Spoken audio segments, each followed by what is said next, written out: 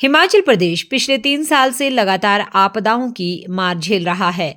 बादल फटना, भूस्खलन, बाढ़ और भारी बारिश।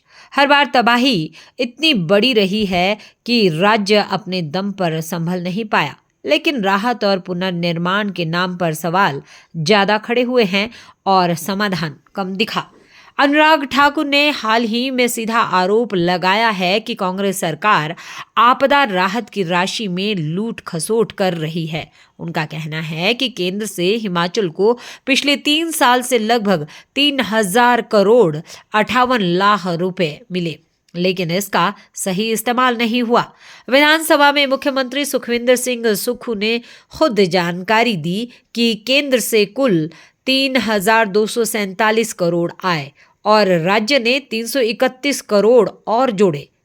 इनमें से करीब 403 करोड़ सीधे 70,000 से ज्यादा प्रभावित परिवारों को दिए गए। साथ ही 256 करोड़ रुपए विशेष पैकेज में 25,000 लाभार्थियों तक पहुंचे। यानी कुल मिलाकर लगभग 660 करोड़ सीधे जनता तक पहुंचे। लेकिन बाकी का पैसा लगभग 2,900 करोड़ लंबी अवधि के कामों जैसे सड़क, पुल और पानी की स्कीमों के लिए सुरक्षित रखा गया। यहीं पर भाजपा का आरोप आता है। विपक्ष का कहना है कि जो पैसा जनता तक पहुंचा उसमें भी गड़बड़ी हुई। नगद वितरण में पारदर्शिता नहीं रही और फायदा राजनीतिक समर्थकों को पहुंचाया गया। सरकार इन आरोपों को नकारती है, लेकिन पारदर्शिता की कमी से शक गहराता जरूर है। मुख्यमंत्री सुक्खू ने सितंबर 2023 में 4,500 करोड़ का विशेष राहत पैकेज घोषित किया था।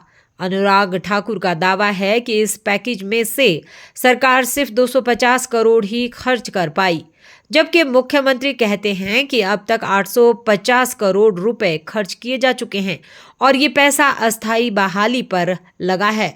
जनता असमंजस में है कि असली सच कौन बोल रहा है। इसी बीच एक और तकनीकी पहलू समझना जरूरी है। राष्ट्रीय आपदा राहत कोष यानी एनडीआरएफ की व्यवस्था को 2013 में यूपीए सरकार ने बदला था।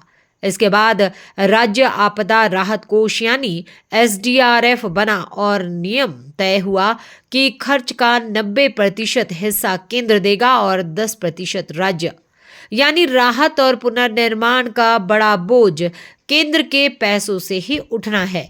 ऐसे में पूरी जिम्मेदारी राज्य सरकार पर नहीं डाली जा सकती, लेकिन पैसे के सही इस्तेमाल पर सवाल तो उठेंगे ही। कल ही हमने हिमाचल रोड ट्रांसपोर्ट कॉरपोरेशन संकट पर चर्चा की थी। कर्मचारियों को अपनी बकाया राशि के लिए निगम को संपत्ति बेचने तक की मांग करनी पड़ी। कोर्ट ने निगम को गाड़ियों तक को सीज करने का आदेश दिया। ये हालात सिर्फ वित्तीय प्रबंधन की कमजोरी नहीं, बल्कि पूरे सिस्टम की खामियों को उजागर करते हैं। हिमाचल में आपदा राहत राशि का असली हिसाब किसके पास है? सरकार कहती है संसाधनों का बेहतर इस्तेमाल हुआ। विपक्ष कहता है कि घोटाले हुए। जनता के सामने आंकड़े अलग अलग रखे जा रहे हैं। ऐसे में भरोसा किस पर किया जाए?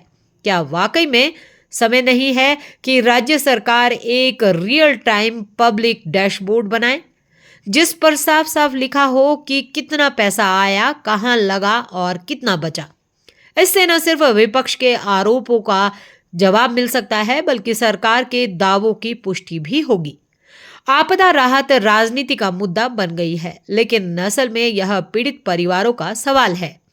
जिनके घर बर्बाद हुए, जिनकी जमीन बह गई, जिनकी रोजी रोटी छिन गई, उनके लिए ये आंकड़े सिर्फ नंबर नहीं बल्कि उम्मीद की आखिरी डोर है। अनुराग ठाकुर सवाल उठाते हैं। ठीक है, विपक्ष का यही काम है, लेकिन सरकार का काम सिर्फ जवाब देना नहीं बल्कि भरोसा कायम करना भी है। जनता समझ चुकी है कि हिमाचल जैसे पहाड़ी राज्य में चुनौतियां हर साल आएगी। समाधान राजनीति से नहीं बल्कि पारदर्शिता और ईमानदारी से ही निकलेगा। इसलिए अब फैसला जनता को ही करना है।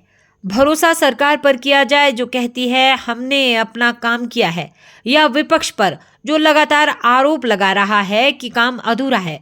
सच्चाई शायद दोनों के बीच कहीं छुपी है, लेकिन जब तक पूरी पारदर्शिता नहीं होगी, राजनीति की ये लड़ाई खत्म नहीं होगी और जनता ही हर बार नुकसान उठाती रहेगी। तो अब सवाल आपसे, क्या हिमाचल सरकार को एक ऐसा डैशबोर्ड बनाना चाहिए जिससे हर नागरिक देख सके उसके हक का पैसा कहां और कैसे खर्च हुआ? और क्या विपक्ष को भी अपनी राजनीति तथ्यों और सबूतों पर टिकानी चाहिए, ताकि बहस सिर्फ बयानबाजी तक न रह जाए बल्कि सच सामने आए? आप अपनी राय हमें कमेंट बॉक्स में जरूर बताएं। इस तरह की रोचक वीडियो को देखने के लिए हमारे अखंड भारत पेज को फॉलो करना ना भूलें।